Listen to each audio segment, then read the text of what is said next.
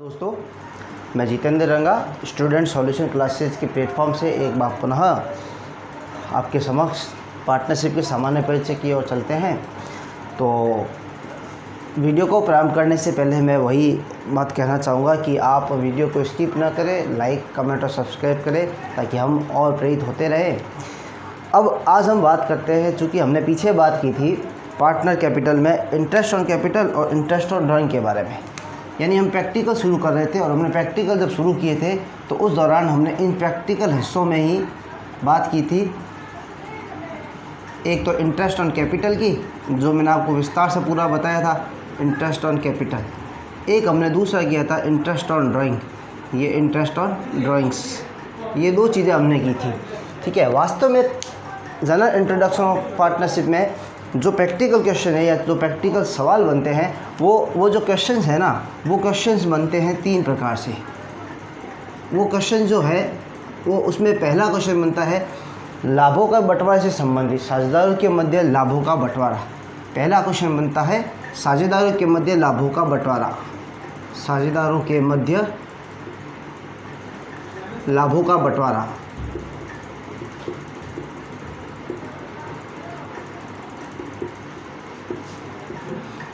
अब ये जो पहली कंडीशन है, इसके अंतर्गत जो खाता बनता है, जो अकाउंट्स बनता है, उसका नाम होता है P&L एप्रोप्रिएशन अकाउंट। उसका नाम होता है P&L एप्रोप्रिएशन अकाउंट, जिसको हिंदी में कहते हैं लाभ हानि नियोजन खाता या लाभ हानि वितरण खाता। मेन अकाउंट यही होता है पूरी पार्टनरशिप में। मेन अकाउंट यानी जो सामान्य परिचय है उसका पहला अकाउंट मेन यही होता है।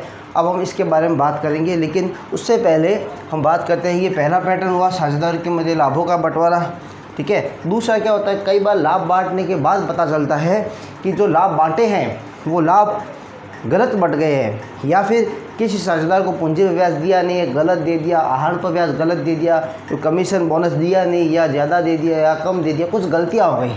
तो उन गलतियों को सुधारने के लिए अब हमने लाभ बांट दिया, लाभ बांटने के बाद वो गलती हमें पता चली है, तो उन गलतियों को सुधारने के लिए जो दूसरे प्रकार के पैटर्न के सवाल बनते हैं वो होते हैं, उनको बोलते हैं बंद साझेदारी खातों में समायोजन। बंद साझेदारी खातों में समायोजन, बंद साझेदारी खातों में समायोजन, ठीक है। इसके लिए क्या होता है कि खाता जो बनता है उसका नाम होता है P&L adjustment account, P&L adjustment account, ठीक है। और तीसरा होता है, कई बार साझेदारों के बीच में जब लाभ को बढ़ाना होता है तो वो किसी नए साझेदार को बुलाते हैं या उसको प्रवेश देते हैं, जिसके लिए उसको एक निश्चित लाभ की गारंटी देते हैं, यानी गारंटी के सवाल जिनको हम कहते हैं, ठीक है। इसमें भी हमें जो खाता बनाना होता है उसका नाम होता है P&L एप्रोप्रिएशन अकाउंट। यानी आप देखो मेनली क्या होता है कि जो जनरल इंट्रोडक्शन है उसमें तीन प्रकार के क्वेश्चन हैं। ये दोनों प्रैक्टिकल तो थे ना, ये इनके अंदर ही आते हैं, इनके हिस्से, लेकिन हमने समझने के लिए इनको एक अलग से टुकड़ा बनाया था, ठीक है। इसकी कैलकुलेशन इस पे पूरी आती है। तो अब जो मेन सबसे पहले शुरू होता है वो होता है साझेदार के मध्य लाभों का बंटवारा, ठीक है ना।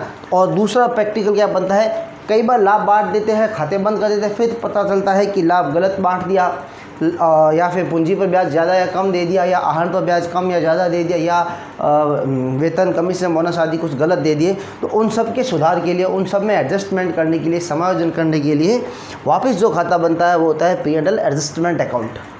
और तीसरे प्रकार का सवाल होता है गारंटी। गारंटी का मतलब क्या होता है, कई बार आदमी को लगता है कि हमारा प्रॉफिट कम है और यदि हम किसी एक तीसरे पक्षकार को अपने साथ पार्टनर बना लें तो हो सकता है कि हमारा लाभ बढ़ जाए। अब जिस व्यक्ति को हम साझेदार बनाना चाहते हैं वो पहले से यदि कहीं पर कार्यरत है तो वो अपने बिजनेस में नहीं आना चाहेगा, इसके लिए वह चाहेगा कि उसे निश्चित लाभ की गारंटी दी जाए। तो वो होती है गारंटी के सवाल, यानी P&L एप्रोप्रिएशन में उस गारंटी का सवाल किया जाता है। ये तीन प्रैक्टिकल है, उसमें हम पहले बात करते हैं लाभों, साझेदार के मध्य लाभों का बंटवारा, ठीक है। साझेदारों के मध्य लाभों का बंटवारा, यानी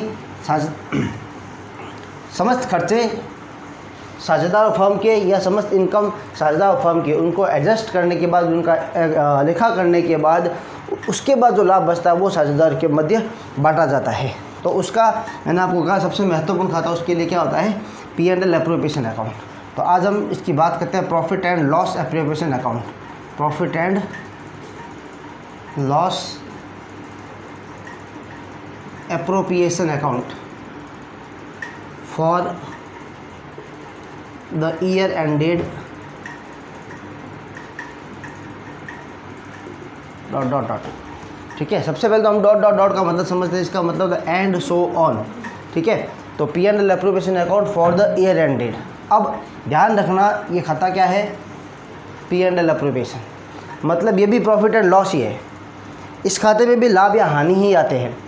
एप्रोप्रिएशन का मतलब है नियोजन या वितरण, यानी साझेदार और फर्म के मध्य जो इनकम हुई या जो खर्चे हुए उनको इस खाते में या इस अकाउंट में पूरी एंट्री, पूरा अकाउंट लिखा करने के बाद अब जो बचा लाभ या हानि है ना, वो साझेदार के मध्य बढ़ता है, वो होता है P and L appropriation account.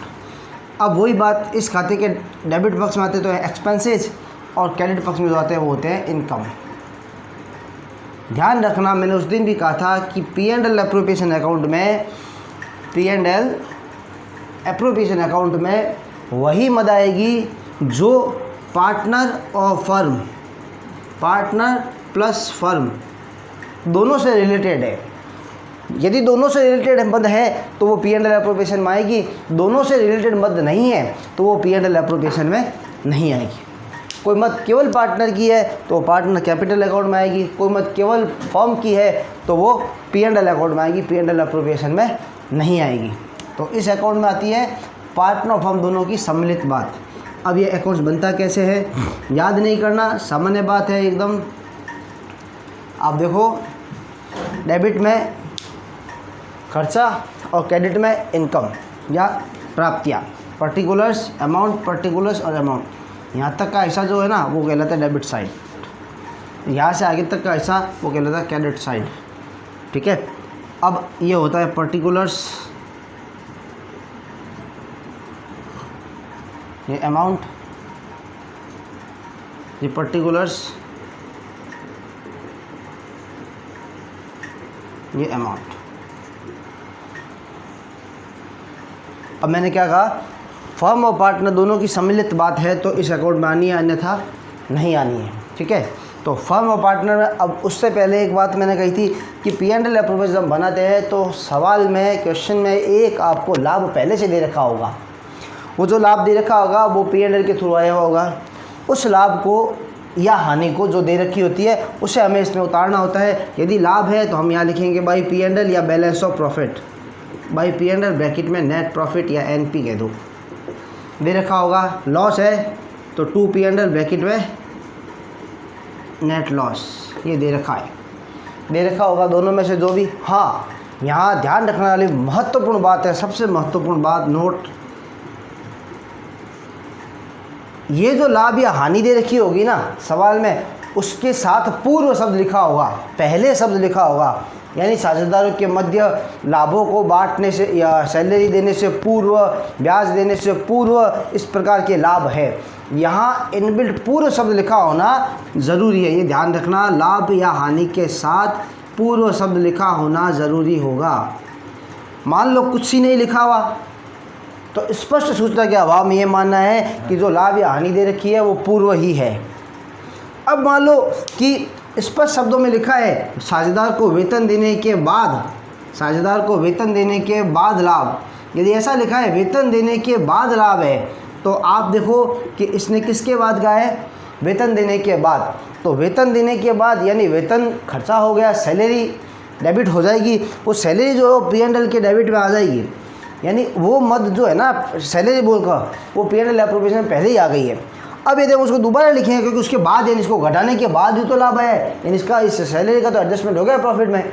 लेकिन आप दोबारा यदि सैलरी लिख देते हो तो फिर एक ही व्यक्ति की सैलरी दो बार घट जाती है, ठीक है, दो बार डेबिट में आ जाती है। इसलिए ध्यान रखना, जिस मद के साथ या जिस ट्रांजैक्शन के साथ बाद शब्द लिखा होगा ना वो पी एंड एल एप्रोप्रिएशन में नहीं लिखना है। ठीक है, बाकी सामान्य है। फर्म और पार्टनर दोनों की बात, टू पी एंड एल और क्या आ जाता है, to interest on capital, to interest on capital मैं मान लें तो एक्स और वाई,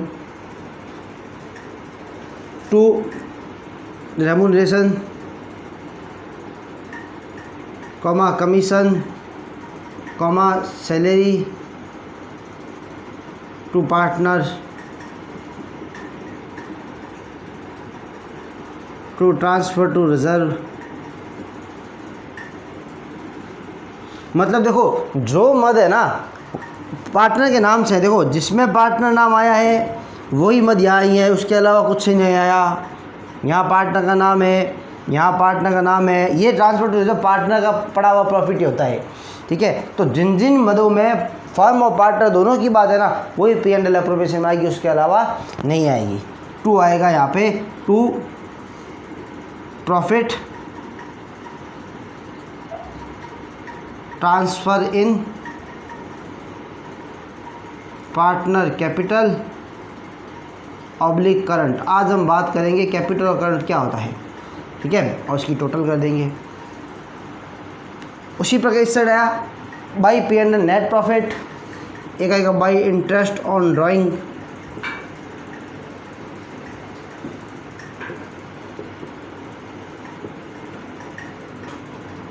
और बाई बैलेंस बाई प्रॉफिट, एक बार और बाई लॉस ब्रैकेट में ट्रांसफ़र इन